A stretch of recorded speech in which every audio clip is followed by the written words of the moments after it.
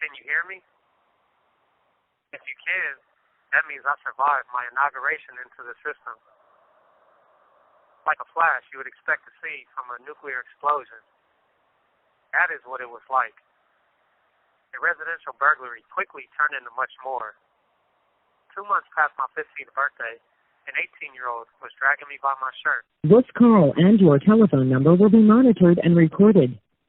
Through a door when a homeowner had been beaten to death by my 16-year-old friend. I didn't understand what was happening. I grabbed a handful of candy from the kitchen counter and ran away with the others. This fact made me responsible for first-degree murder. I only survived because my 16-year-old friend ran out of bullets he was planning to kill me with after he shot and killed my 18-year-old friend. Now, I heard gunshots every time I closed my eyes. I received little sleep. Molested by police hands searching for weapons that never existed. My mother was there. She is the one who brought the police to arrest me. She believed in justice. When detectives informed her that she couldn't be present for my interrogation, she drove to the police station anyway. Waited and waited in her car in the parking lot. As her watch ticked to 2 in the morning, she entered the station just to be told I was no longer there. If my experience was that of a nuclear explosion, what was hers? A mother, now an outsider? To her, her baby was kidnapped at just 15 years old. I was taken to the juvenile hall security unit. When I saw my mom again, I was shackled in waist and ankle-biting tight chains. As I went in for a hug, she cried. But her presence was like water for a boy lost in a hot desert. I told my mom everything. And she wrote a letter to the DA telling him everything. She thought she was helping. My first court date, a few days in, 2 minutes. That is all I got. My case was being directly filed into adult court, and the hearing would take place in 2 weeks. I asked if I could go home. The felony murder cases were exempt from bail, and I would have to ride out the pretrial process incarcerated. It took me 6 months to stop crying myself to sleep. From January until November of that year, I had to wait for a preliminary hearing. My mother visited me every weekend. Mama was a champion.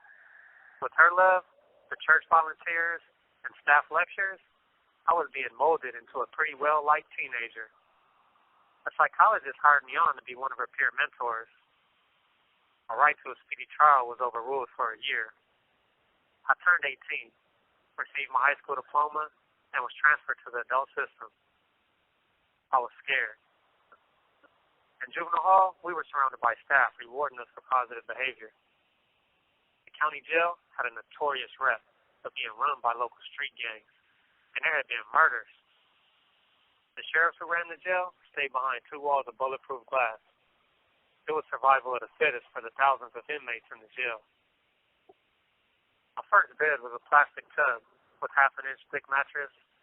There were only 64 beds, but 72 of us were housed in what resembled a warehouse.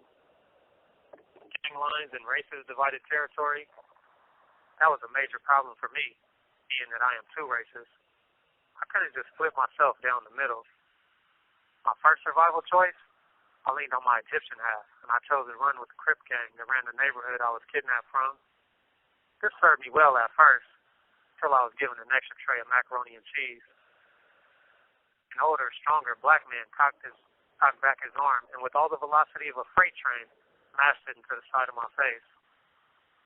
While my fully adult peers advocated violence as retaliation for the assault, I chose a course of action that would make Jesus smile. I sat across from my assaulter at a table and asked him why he hit me, and I told him that I forgave him. Before my incarceration, I never spent 24 hours away from my mother. In juvenile hall, the time was lengthened to once a week. Now in the adult system, there was a thick piece of glass placed in between us. For the first time in my life, I could no longer hug my mother. We put our hands to the window in a sad gesture.